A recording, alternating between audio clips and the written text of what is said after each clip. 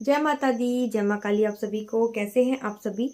आशा है कि सभी बहुत अच्छे होंगे और स्वस्थ होंगे। आप सभी पर माँ काली का आशीर्वाद और उनकी कृपा सदैव बनी रहे। आज फिर से लोकेशन चेंज हो गई मेरी वीडियो बनाने की। कभी मैं ऐसे बैकग्राउंड में बैठती हूँ कि सिर्फ चुनरी दिखती है, कभी ऐसे बैकग्राउंड में बैठती हूँ कि दीवार दिखती है, कभी राधा कृष्ण दिखते हैं।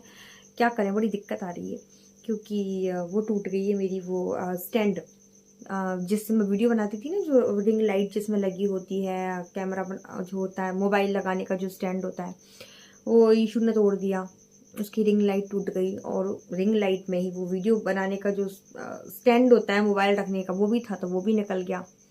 तो अब कैमरे को एक जगह एडजस्ट करना जहां से मैं ठीक ठाक दिखूं, बड़ी दिक्कत होती है। अभी मैंने अपने मोबाइल के चश्मे के डब्बे के ऊपर उसको रख रखा है बेड पे। ठीक है, अभी ऑर्डर करूंगी उसको, स्टैंड को। चलो तो आज आपके प्रश्नों के उत्तर दूंगी मैं। और आज हमारे एमपी में वोट डालेंगे। आज के दिन 17 तारीख है। आज वोट डालेंगे। तो कौन कौन एमपी से है, कौन कौन वोट डालने जाएगा, वोट ज़रूर डालिएगा अपनी बुद्धि से, जिसको भी आप देना चाहते हैं। और देश के विकास की तरफ देखिएगा। अरे गहरे पप्पू लप्पू खैरों की बातों में ना आकर आप मतदान करें, ज़रूर जाएं। आपका हक है वोट डालना। तो वोट आप सभी ज़रूर डालें, जिसे भी डालें अपनी बुद्धि से काम लेके, किसी की बातों में ना आकर। तो मैं भी जाऊंगी वोट डालने। चलो तो प्रश्न के उत्तर दे देती हूँ फटाफट से, क्योंकि लैपटॉप है अपना अभी 18% चार्ज। तो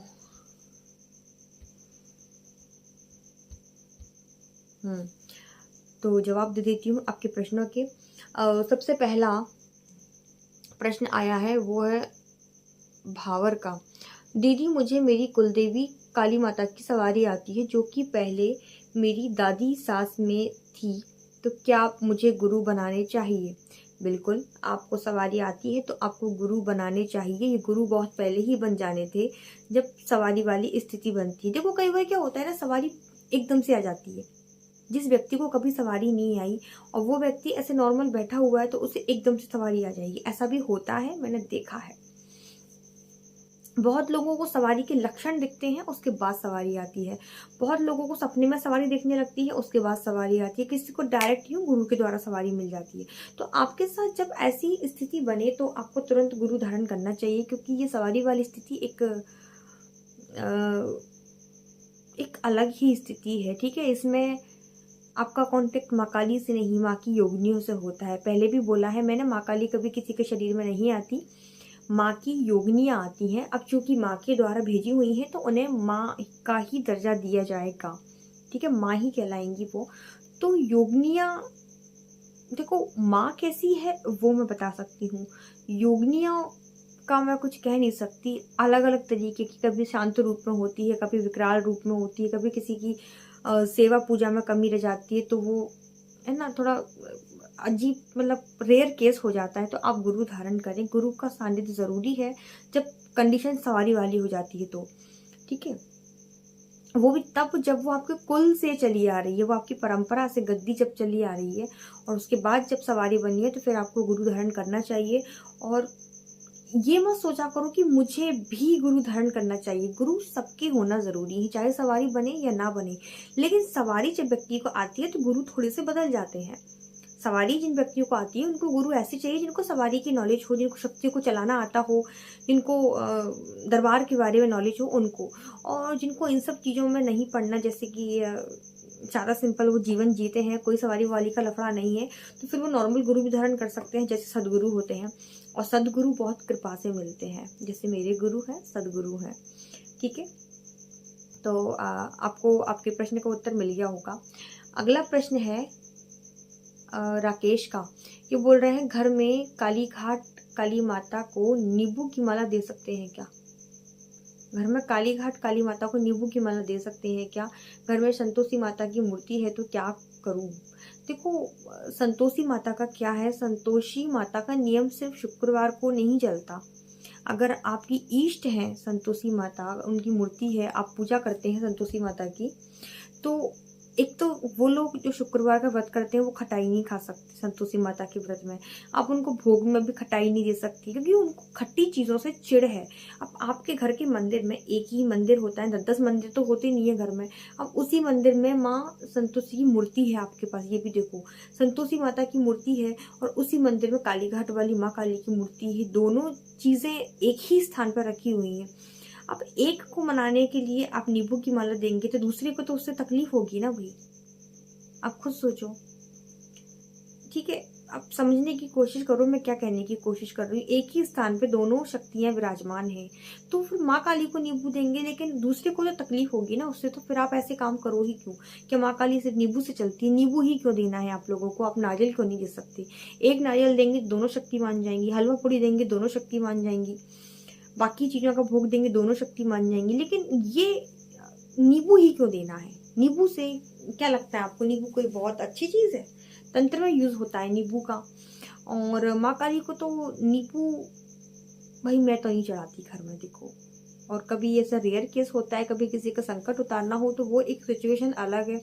आप गृहस्थ जीवन में जी रहे हैं तो आप सादा जीवन जिए, एक्स्ट्रा दिमाग चलाएंगे तो कभी लफड़े में आ जाएंगे। तो बात को माने, नींबू जैसे चीजों का प्रयोग ना करें। तंत्र में इसका यूज होता है, उतारे वगैरह में नारियल का इस्तेमाल करें, हलवा पूड़ी चने का इस्तेमाल करें। जो माँ काली माँ संतोषी दोनों को एक बराबर लेके चलें आप, ठीक है। एक को मनाने के चक्कर में आप दूसरे को रुष्ट ना करें, जाने अनजाने में हमसे दूसरे देवी देवताओं का अनादर ना हो, इस चीज का ध्यान रखें, ठीक है।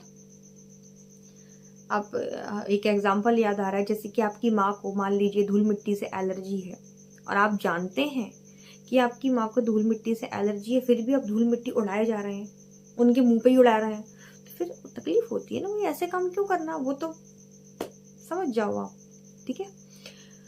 अगला प्रश्न है जय माँ भवतारिणी से, दीदी घर में माता को नीम की माला पहना सकते हैं क्या?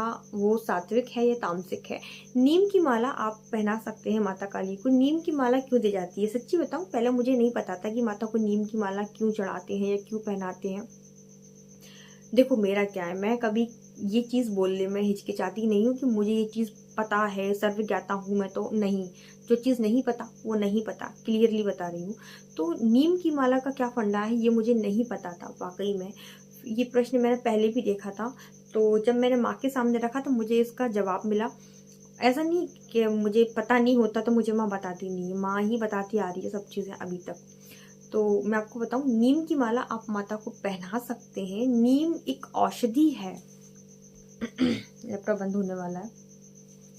नीम एक औषधि है, तो अगर शरीर में बहुत ज्यादा रोग हो जाए तो हम माता को नीम की माला चढ़ाते हैं रोगों से निवृत्ति के लिए। आपको कोई बीमारी है, बहुत ज्यादा है, परिवार में आए दिन रोग लगे रहते हैं, तो आप माता को नीम की माला आप चढ़ा सकते हैं। 5 शनिवार, 7 शनिवार, 11 शनिवार, जैसी भी आपने मान्यता कर रखी है उस हिसाब से नीम की माला चढ़ा सकते हैं। वो तामसिक में नहीं आती, ठीक है।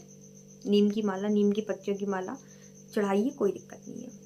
जैसे आपने एक चीज देखी है ना, लोगों को माताएं निकलती थी पहले, चिकन पॉक्स हो जाता था तो वहां भी नीम के पानी से स्नान कराना, नीम की नीम की पत्तियों को साथ में रखना, ये सब होता। तो नीम शुरू से ही पूजनीय है। आयुर्वेदिक में भी इसका यूज होता है, औषधि है, एक तरीके की जड़ी बूटी भी है। तो आप इसको चढ़ा सकते हैं अगर आप कोई बीमारी से ग्रसित है तो, या फिर बस चढ़ा सकते हैं, कोई ऐसी दिक्कत नहीं आएगी। नींबू की माला नहीं चढ़ानी है, ठीक है। अगला प्रश्न है श्रीवानी मुदुकुट्टा, पता नहीं क्या क्या नाम है ये, शिवानी मुदुकुट्टा, अजीब सा नाम है। दीदी माँ काली के साथ जो डाकनी शाकनी रहती है उनके बारे में बताओ कुछ। हाँ बताऊंगी, इसके लिए एक अलग वीडियो बनाया जाएगा, इस वीडियो में नहीं, क्योंकि इन्हीं के बारे में डिस्क्राइब करना है तो फिर एक अलग वीडियो होना चाहिए, ठीक है।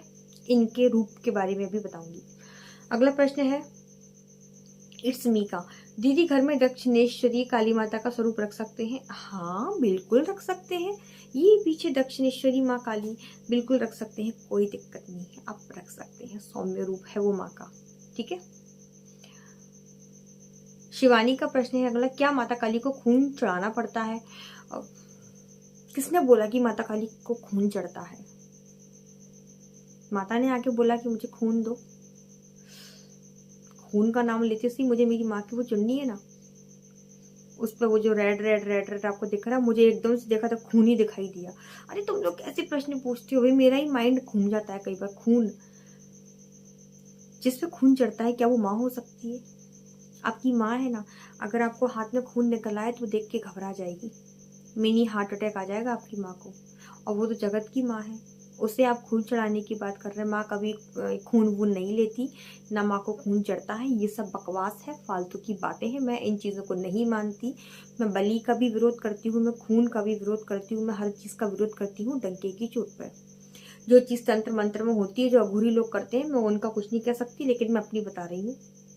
उन लोगों ने माँ को कितना पाया मुझे नहीं पता, लेकिन मेरी माँ कभी खून नहीं लेती, काली माँ कभी बलि नहीं लेती। इस चीज़ को मानिए, वो माँ है, वो सिर्फ प्रेम करना जानती है, प्यार लुटाना जानती है। फालतू की बातों में ना पड़े, अपना एक्स्ट्रा दिमाग ना लगाया करें। माँ है तो माँ की तरह देखें उसे, ठीक है।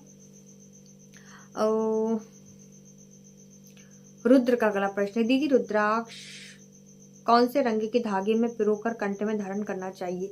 रुद्राक्ष को आप लाल रंग का जो धागा आता है ना, उसमें आप पहने, लाल या नीला, दो धागे हैं, लाल और नीले। तो लाल और नीले किसी भी रंग के धागे में आप उसको पहन सकते हैं, रुद्राक्ष को। और रुद्राक्ष आप जब भी पहने तो ऐसे पहने कि वो आपके कंठ को टच करे, कंठ को, यहाँ से यहाँ तक ही होना चाहिए। जैसे मेरी ये जो मेरी तुलसी का मोती है, ये मेरे कंठ को टच किया हुआ है। ये तुलसी है, ये मेरे कंठ को टच की हुई है। ये तुलसी है, ये मेरे कंठ को टच की हुई है। तो आप इस तरीके से धारण करें कि वो आपके कंठ को टच कर, जब भी वो कंठी होती है, ठीक है। तो मैंने आपको बता दिया लाल और नीला धागा। हेमंत का अगला प्रश्न है, दीदी जिस आसन पर साधना करते हैं उसे धोना चाहिए? देखिए, आसन में क्या है, हमारी मंत्रों की ऊर्जा होती है, हम उस पर साधनाएं करते हैं। शास्त्रों में ऐसा लिखा है कि हम एक ही आसन पर बैठ के लगातार 12 साल तक, यानी कि 12 साल तक हम एक ही आसन अगर यूज करते हैं तो वो आसन ऑटोमेटिक सिद्ध हो जाता है। और वो आसन इतना ज्यादा सिद्ध हो जाता है कि भविष्य में उस आसन पर बैठ के हम कोई भी साधना करेंगे, मंत्र जप करेंगे, वो ऑटोमेटिक सफल हो जाएगी, वो ऑटोमेटिक सिद्ध हो जाएगी। आसन की पावर होती है, ठीक है। तो आसन को धोना चाहिए कि नहीं, कम से कम धोएं, बहुत बहुत बहुत कम, बहुत कम आसन को धोएं, क्योंकि ऊर्जा एक तरीके से बाहर आ जाती है पानी के साथ में। दूसरी चीज, इस चीज का आप ध्यान रखें, जब भी आप आसन को धो तो वो आसन का पानी नाली में ना जाए बिल्कुल, क्योंकि वहां बैठ के हमने साधनाएं की हैं, वहां बैठ के हमने मंत्र जाप किया है। अब उसे आप धोएंगे, उसका पानी निकलेगा, वो पानी नालियों में जाएगा। तो आप उस पानी को पेड़ में डालें या किसी ऐसी जगह मिट्टी में डालें जब मिट्टी उसको एब्जॉर्ब कर ले, ठीक है। उसको नाली में ना बहने दें, इस चीज का आपको ध्यान रखें। यही चीज सेम भगवान की, जब आप वस्त्र धोते हैं उसमें भी आपको ध्यान रखना है कि भगवान के जब वस्त्र आप जिस भी पानी में धोएं वो पानी नाली में ना जाए, ये भी आपको ध्यान रखना है, ठीक है। और आसन धो सकते हैं लेकिन बहुत कम, बहुत कम। बार बार धोएंगे तो आसन छन जाएगा, बेकार हो जाएगा। तो बहुत कम आसन को धोएं। मैं बहुत कम आसन धोती हूँ, गंदा ही नहीं होता। हम कितना बैठते हैं उस आसन पे, 1 घंटा, 2 घंटा, 3 घंटा, 4 घंटा ज्यादा से ज्यादा, ठीक है। उसके बाद तुरंत उठते हैं, उसको घड़ी करके हम रख देते हैं, तो कहाँ से गंदा होगा? सुरक्षित साफ सुथरी जगह पे रखिए, ठीक है। एक आखिरी लास्ट प्रश्न हिमांशु का, दीदी नवान मंत्र के जप से पहले दुर्गा कवच का पाठ करना अनिवार्य होता है क्या? नहीं, ऐसा कुछ नहीं है कि नवान मंत्र के जाप से पहले दुर्गा कवच का पाठ करना होता है। आप कभी भी नवान मंत्र का जाप कर सकते हैं। और देखो, बहुत से लोगों का क्या है, मुझे लोग जब वॉइस मैसेज करते हैं तो बोलते हैं कि हम नवान मंत्र का जाप करते हैं। वो नवान, उन लोगों को मंत्र बोलना नहीं आता। कई बार तो उन लोगों के मंत्र सुनते सुनते मैं भी गलत मंत्र बोल देती हूँ। क्या बोलते हैं वो, निर्वाण मंत्र, कभी बोलेंगे निर्वाण, कभी निर्माण, पता नहीं क्या क्या क्या क्या लोग बोलते हैं। तो उस मंत्र के उच्चारण को आप ठीक से सुनिए, समझिए कि वो निर्वाण या नरवाण जो भी आप बोलते हैं वो नहीं है, नवाण मंत्र होता है, ठीक है। तो बस यही कुछ प्रश्न थे आज के। और बस आज के वीडियो में इतना ही। जल्दी मिलूंगी अगले वीडियो में। हाँ, एक चीज़, मैं शॉर्ट वीडियो जब डालती हूँ माँ के साथ जो वीडियो बनाती हूँ छोटे मोटे, उस पर आजकल लाइक वाइक नहीं आते, आप लोग व्यूज नहीं देते, भाई ऐसे क्यों करते हो आप लोग, ऐसे मत किया करो, ये बहुत गलत बात है। ठीक है, चलो तो आज के वीडियो में इतना ही। जल्दी मिलूंगी दूसरे वीडियो में। वोट डालने ज़रूर जाइएगा आप सब, ठीक है, और अपने दिमाग से वोट डालिएगा, फालतू लोगों को नहीं लेके आना है। हमारे देश में, हमारी एमपी में जो हमारे देश का हित करे, जो समझदार हो, उसको वोट दें। ठीक है, किसी पार्टी का नाम नहीं ले रही हूँ क्योंकि मैं भी किसी पार्टी से नहीं जुड़ी, मैं तो नॉर्मल हूँ, मुझे जो सही लगेगा मैं वहीं वोट दूंगी। तो वोट ज़रूर डालें, डालें ज़रूर। ठीक है, जय माता दी, जय माँ काली।